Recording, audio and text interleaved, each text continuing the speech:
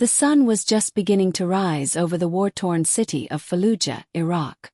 Smoke still lingered from the overnight airstrikes, casting a haunting veil over shattered buildings and broken streets.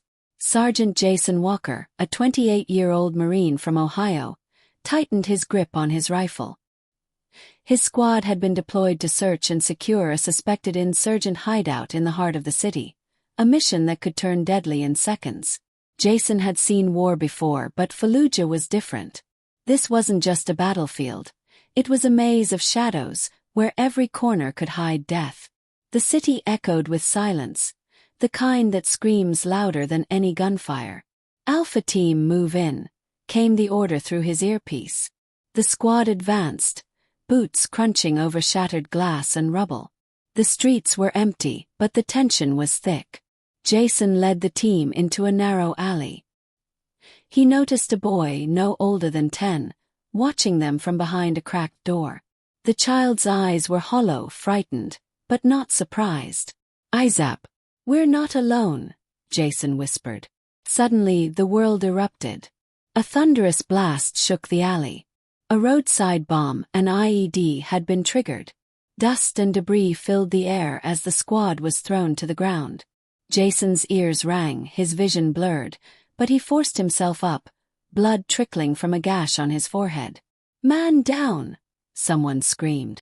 Corporal Ruiz had taken the full force of the explosion. Jason crawled toward him, dragging Ruiz's limp body behind a burnt-out car. The medic was already moving in, hands shaking as he tried to stop the bleeding.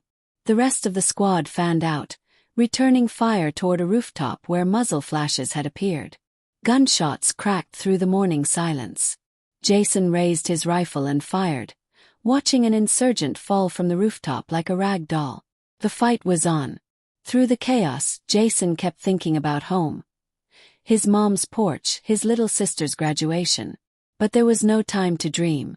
Another explosion rocked the ground.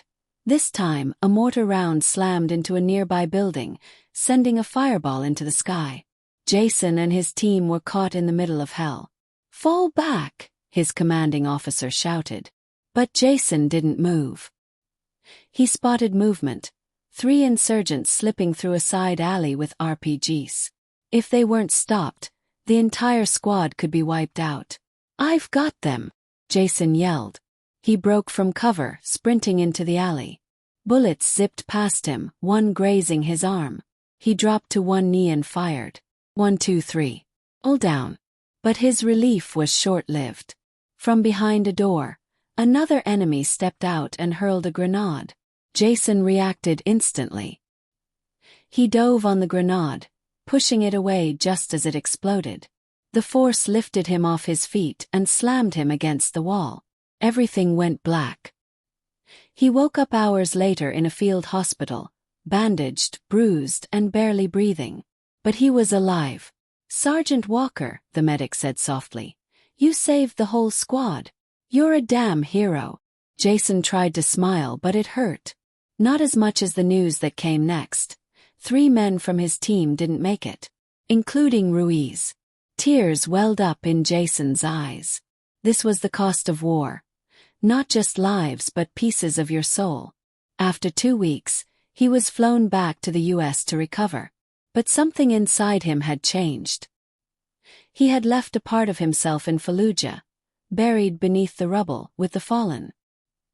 He often walked alone, haunted by flashbacks of the blast, the screams, the silence after gunfire. People called him a hero. Medals were pinned to his chest. But he didn't feel like one. One day, he visited Ruiz's family. He stood quietly on their porch, holding the fallen soldiers' dog tags. "I promised I'd bring him home," Jason said, his voice cracking. "I couldn't keep that promise." Ruiz's mother hugged him, tears streaming down her face. "You did your best, son," she whispered. "You came home. That's what matters." But Jason knew the war was far from over. Not just overseas but inside him. Every night, he sat on his porch, staring at the horizon. The war had ended for the world, but not for him. He relived the blasts, the battles, the sacrifices. And yet, deep down he held on to one thing: hope. Hope that someday the world would no longer need heroes like him. Hope that no more children would grow up watching bombs fall from the sky. Hope that his brother's sacrifices would not be forgotten. Jason wasn't just a soldier. He was a survivor. And in every breath he took, he carried the memory of those who couldn't. In the shadows of war, sometimes the bravest thing a man can do is live.